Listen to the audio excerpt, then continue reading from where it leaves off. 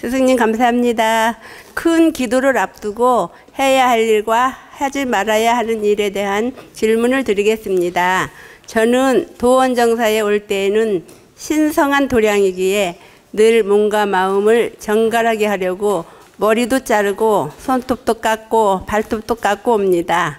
그런데 도원도우님들과 대화를 하던 중에 큰 기도를 앞두고는 기운이 잘려나가기 때문에 절대로 머리나 손톱과 발톱을 자르지 않는 거라는 말을 들었습니다. 정말로 그런지 스승님께 바른 가르침을 청합니다.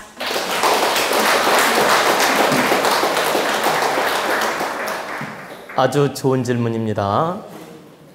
여러분이 큰 기도 법회에 참여한다든가 또 큰 기도에 참여하거나 또는 이것은 어느 절에서 참여를 하든 우리 도원에서 참여하든 어느 단체에서 큰 기도 법회에 참여할 때를 통칭으로 설명하는 거니까 그렇게 이해하시면 됩니다.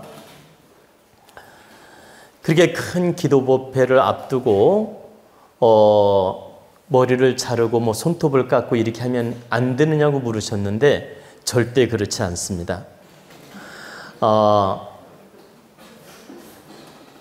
다만 직전에는 좀 삼가하는 게 좋아요.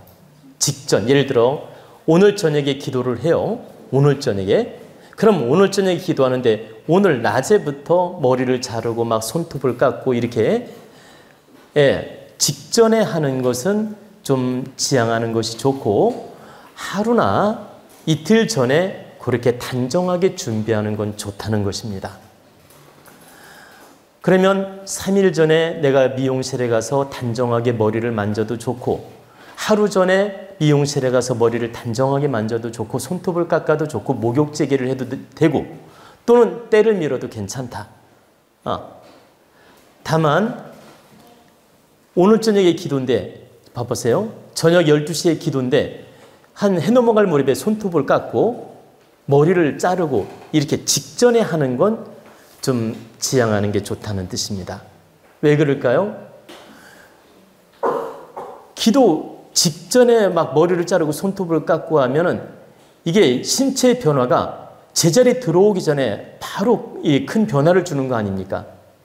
무슨 말이냐면 우리가 머리를 자르거나 손톱을 깎으면 기운이 맑아질 수도 있고 변화를 일으켜요.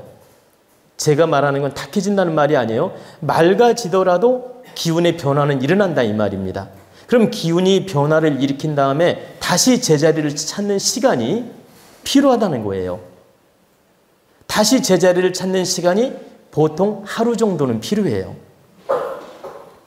그러니까 큰 기도를 앞두었다면 최소 하루 전에는 미용실도 갔다 오고 손톱도 깎고 뭐 발톱도 깎고 이렇게 노력하는 건 좋습니다.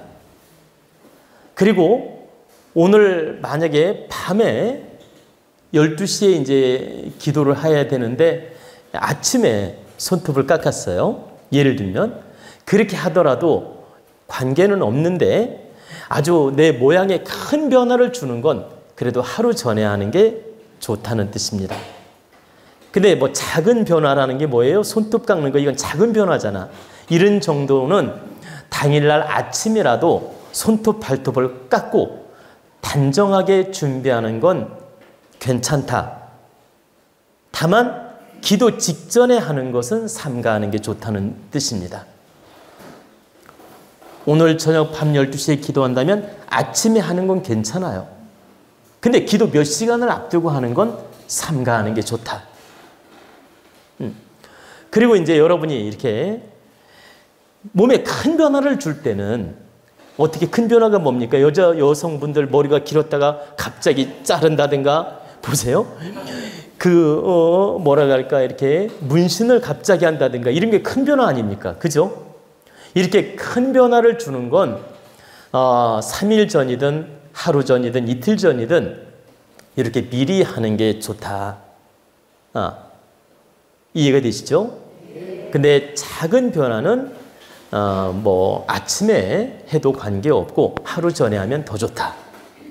그래서 저도 법문을 오거나 제가 큰 기도 준비를 할 때는 하루 이틀 전에 제 손톱이 자랐는지 확인도 해보고 미리미리 준비를 하고 미리미리 참 손톱 발톱도 정리하고 미리미리 제가 준비를 합니다. 보통 2, 3일 전에는 확인을 하고 준비한다는 얘기입니다. 일부러 그렇게 2, 3일 전에 준비를 하는 겁니다. 그래서 여러분이 그런 것도 지혜이기 때문에 앞으로 절에를 가든 또 큰 기도 법회에 참여할 때는 꼭 하루나 이틀 전에 그렇게 깔끔하게 준비를 하라는 뜻입니다.